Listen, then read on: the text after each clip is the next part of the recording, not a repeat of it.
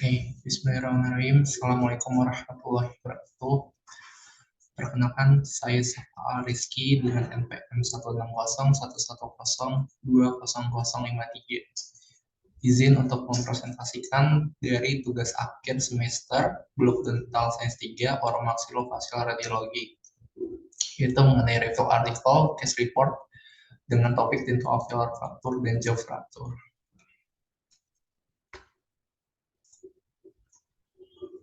Oke, yang pertama mengenai case report dari fraktur dental alveolar. Adapun artikel jurnal yang saya pakai dengan judul Management of Dental Alveolar Fracture of Anterior Maxillofollowing Traumatic Extraction of Permanent Maxillary Anterior Teeth, Review and Case Report. Yang mana dalam case ini itu dibahas mengenai studi yang dilaporkan kasus dengan seorang laki-laki berusia 9 tahun yang mengalami trauma fraktur dental alveolar maksila anterior akibat luxasi intrusif gigi antara maksila dikarenakan jatuh dari tempat ketinggian. Adapun kasusnya yaitu seorang laki-laki berusia 9 tahun yang melapor ke unit trauma departemen bedah mulut dan maksilofasial di Universitas Kedokteran King George Lucknow setelah trauma dental alveolar parah karena jatuh dari ketinggian. Yang mana orang tuanya melaporkan bahwa anak tersebut saat bermain di teras rumahnya jatuh dari ketinggian 1 lantai dan melukai wajahnya yang menyebabkan terjadinya intrusi traumatis pada gigi tertentu dan juga ada afusi pada satu gigi.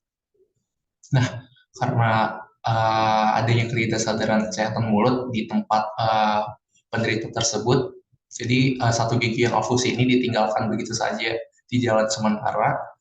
Orang tuanya membawa anak tersebut ke pusat kesehatan primer yang terdekat, di mana dia dirawat secara konservatif dan dirujuk ke Universitas Kedokteran Gigi dari King George Lucknow. Nah, pasien ini memiliki satu track record ke belakang, yaitu dia mengalami muntah dan riwayat pendarahan mulut pada saat cedera traumatis, dan pasien juga tidak ada riwayat penurunan kesadaran, kejang, dan keluar darah dari telinga dan hidung. Lalu setelah 12 jam setelah kejadian, di mana survei primer dilakukan, yaitu untuk dilakukan oleh diikuti oleh CT kepala untuk menyingkirkan kemungkinan cedera dari kepalanya. Setelah proses pengukuhan untuk izin dari unit trauma bedah saraf dan trauma ortopedi, pasien lalu dirujuk ke unit trauma MFS, di mana pasien diperiksa, dievaluasi, diselidiki, dan dia didiagnosis sebagai kasus fraktur dental alveolar anterior maksila dengan intrusi traumatis sentral maksila. Lalu incisivus dan gigi incisivus lateral kiri, gigi 11 dan 21 dan 22, dan terus juga dengan afusi incisivus lateral kanan pada gigi 12. Nah, adapun hasil pemeriksaan yang dilakukan oleh dokter gigi dengan hasil pemeriksaan ekstraoral, wajahnya dia terlihat simetris dengan pembengkakan difus pada bibir atas dan terjadinya pembukaan mulut yang dibatasi karena ada rasa sakit dan nyeri pada palpasi hadir dengan daerah bibir bagian atas. Untuk pemeriksaan hasil intraoralnya, adanya alveolus anterior rahang atas yang dia terbuka penuh dengan adanya kotoran dan juga nanah ataupun bekuan darah juga. Lalu pembukaan mulutnya awalnya terbatas ya karena ada nyeri dan jahitan di daerah vestibulum labial bawah. Lalu ada beberapa memar juga di bibir atas dan bagian bawahnya seperti di gambar yang ada ya, yang bagian kanan atas ini. Lalu ada juga di gigi 12, 11, 21, dan 22 tadi tidak terlihat di rongga mulut. Dan juga ada tonjolan pada aspek papilar rahang atas anterior yang mengisyaratkan adanya fraktur dari segmen dental alveolar dengan intrus gigi yang hilang. Ini pun ada gambaran dari radiografnya. Lalu dilakukan untuk melakukan perawatan selanjutnya itu dilakukan informed consent untuk persetujuan secara lisan dan tertulis yang dilakukan oleh orang tua dari pasien tersebut, yang mana orang tua diberitahu tentang keuntungannya, kerugian, dan prognosis dari pengobatan yang diusulkan. Lalu setelah itu pasien pun dilakukan pembedasan mulut dengan lautan betadine 2% sebelum dilakukan prosedur. Lalu juga saraf intraorbital diblok dan nasopolitina bilateral diberikan dan setelah anestesi yang memadai tanda untuk tercapai dan prosedur pun siap untuk dimulai. Lalu dari flap mucoperisteum itu diangkat dari 1,3 menjadi 2,3 regio bersama dengan pelepasan insisi, yang mana itu mengungkapkan korteks labial yang retak berarti masih melekat pada peristeum dan menginstruksi gigi 11, 21, dan 22. Terus juga untuk semua kotoran yang ada di dalam mulutnya seperti gumpalan darah itu dihilangkan dengan irigasi yang irigasi, dan gigi setelah itu direposisi di tempat yang benar dan dalam bentuk lengkung. Terus korteks labial yang dapat bertahan karena pelekatannya dengan peristeum itu diganti dengan gigi yang direposisi, dan dia dibantu dengan penjahitan pada bagian mucoperisteum ke gigi palatal melalui jahitan dari martas vertikal. Nah, lalu juga giginya diamankan pada tempatnya yang telah dikoreksi dengan resin komposit dan dengan menggunakan teknik wire splinting seperti yang terlihat dengan gambaran klinis. Ini ada immediate post operation picture ketika di bagian kanan atas. Setelah itu juga setelah 7 hari dari perawatan, penyembuhan pasca operasi yang memuaskan mulai terlihat pada tindak lanjut dan jahitan pun mulai dilepas. Pasien diikuti selama 2, 4, dan 8 minggu, dan setelah 4 minggu ataupun 1 bulan dari follow up dari tindak lanjut perawatannya dilakukan radiogram ya, tampak baik juga seperti gambar yang ada di sini, yang mana dia gigi 11, 21, 22 dia asimptomatik secara klinis maupun radiografi dengan lamina duranya yang utuh, dan juga setelah itu pasien disarankan untuk mengunjungi kembali jikalau memang merasakan ketidaknyamanan dari apapun di sekitar rongga mulutnya ataupun dari frakturnya. Nah, ada pun pembahasan yang dapat diambil dari review artikel jurnal ini. Yang pertama adalah reposisi gigi yang mengalami dislokasi itu menjadi lebih sulit setelah 48 jam setelah cedera. Namun pada kasus ini dia reposisi itu dilakukan sekitar 12 jam setelah cedera, sehingga untuk melakukan pengobatan dia dapat dilakukan, dan hasilnya itu seperti yang tadi ya digambar, dia berhasil dan cenderung membaik. Lalu yang kedua adalah luxasi intrusif, itu adalah bentuk luxasi yang paling serius dan dia dapat dibiarkan erupsi secara spontan dalam waktu sekitar 2-3 bulan. Nah, jika itu adalah gigi yang belum dewasa atau memerlukan ekstraksi bedah ataupun ortodontik, dan jika itu adalah gigi permanen juga untuk syaratnya. Nah, setelah itu gigi menjadi non vital atau mulai menunjukkan resorpsi akar, whiteotomy, ataupun untuk RSCT tindakannya disarankan. Nah, untuk kesimpulan pada kasus ini, dia jadi untuk mencegah kasus kecelakaan yang tidak dapat mengakibatkan trauma gigi pediatrik itu tidak mungkin dilakukan. Tapi kompilasi yang terkait dapat dicegah dengan perawatan dan tindak lanjut yang tepat, seperti mulai adanya kesadaran tentang trauma gigi, dan juga mulai ada media penyimpanan gigi yang harus diedukasikan kepada seluruh dari elemen masyarakat, mulai dari orang tua ataupun orang-orang sekitar terdekat. Nah, untuk kekuatan artikel yang dapat saya lampirkan di sini itu adalah yang pertama, penyampaian kasus dan pembahasan langkah perawatan disampaikan secara rinci. Yang kedua, bahasa yang digunakan juga mudah dipahami. Lalu yang ketiga, perkembangan perawatan disertakan dalam bukti gambar untuk klinis dan radiografi. Dan yang terakhir, teori dasar dari perawatan dan teori kemungkinan proses penyembuhan dia dikemas juga dengan baik. Untuk kelemahannya, dia tidak disampaikan lebih detail mengenai interpretasi dan diagnosis dari gambaran perkembangan perawatan radiografi. Oke. Selanjutnya itu mengenai review artikel dari kasus mandibular fracture. Saya menemukan jurnal yang untuk mandibular ya. Ini dengan judul Primum non nocers, a case report of iatrogenic fracture of the mandibular angle during excision of an impacted third molar.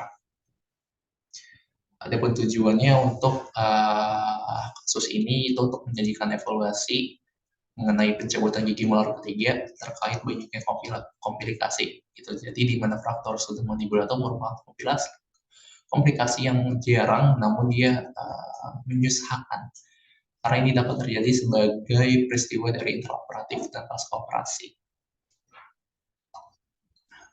Adapun untuk case-nya yaitu seorang wanita pendesaan berusia 30 tahun yang sehat secara sistemik.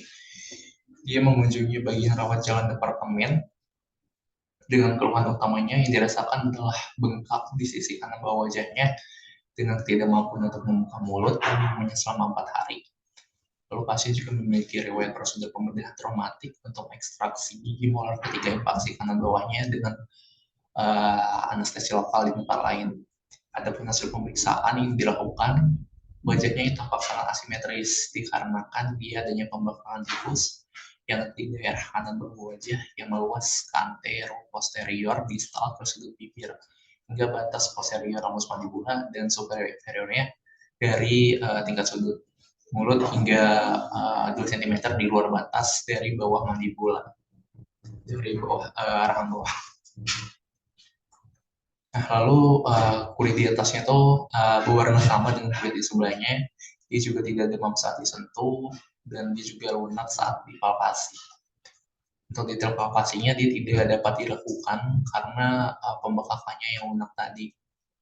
Nah, ini ada catatan terlebih gitu ya, yang jadi penghambat juga, yang mana di pembukaan mulutnya yang terbatas dan hal ini menyebabkan tidak memungkinkan untuk melakukan pemeriksaan dari intraoral.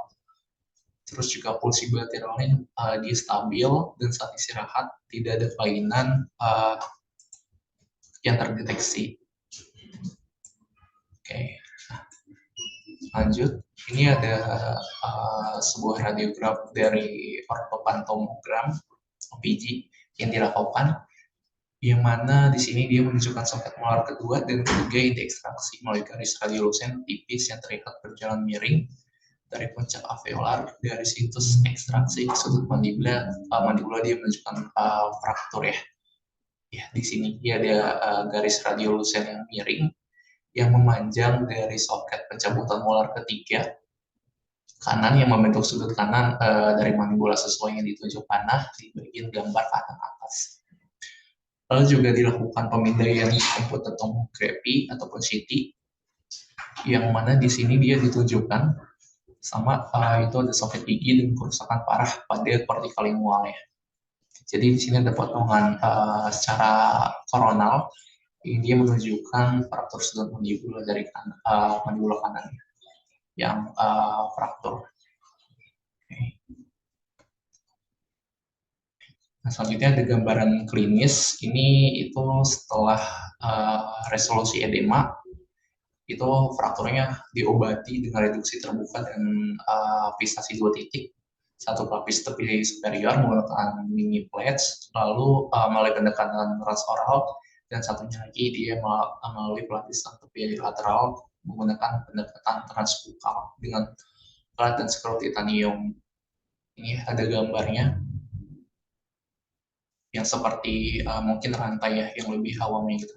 Jadi pelapisan batas superior ini melalui pendekatan dengan cara transoral.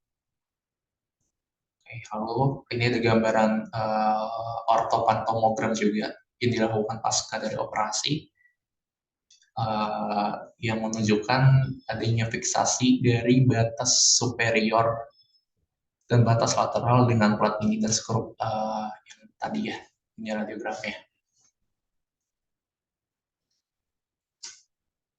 Dan setelah ini untuk perawatannya, pasien setelah pasca operasi diberikan antibiotik dan analgesik yang untuk diresepkan, Dan setelah itu pasien bisa dipulangkan pada hari kelima dan pemulihannya lancar.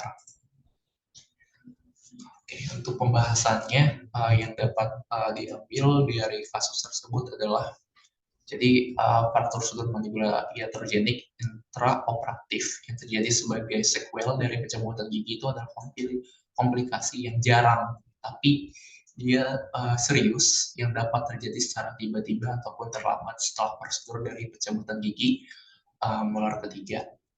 Dan fraktur mandibula ini lanjut, yang mandibula lanjut dia cenderung terjadi lebih sering daripada fraktur mandibula yang segera. Lalu fraktur mandibula iatrogenik dia dapat menyebabkan rasa sakit, pembengkakan, kesulitan mengunyah, kesulitan berbicara, ketidakstabilan rahang, dan deformitas wajah.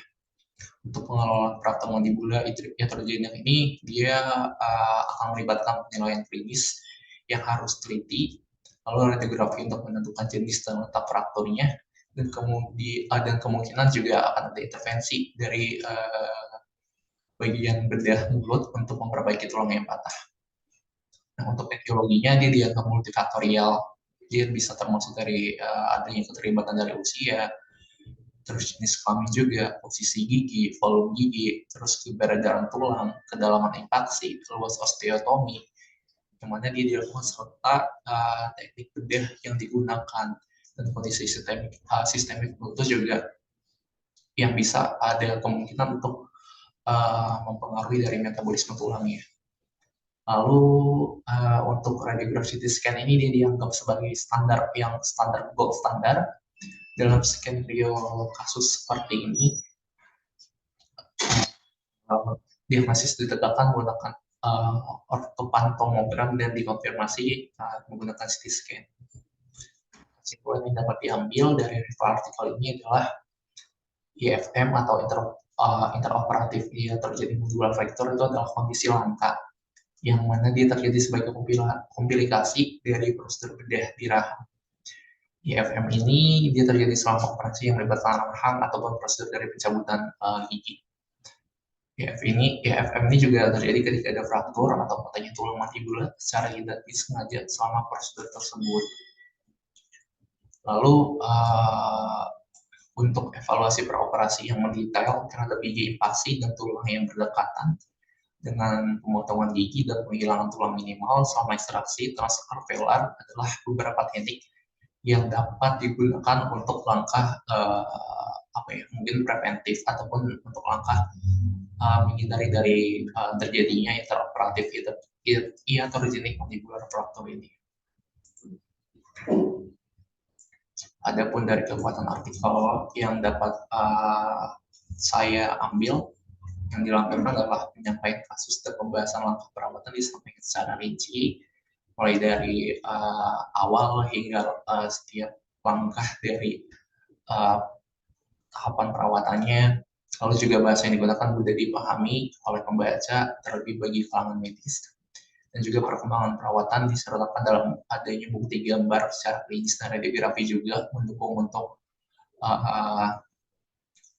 hasil pemulihan yang diagnosa yang baik gitu.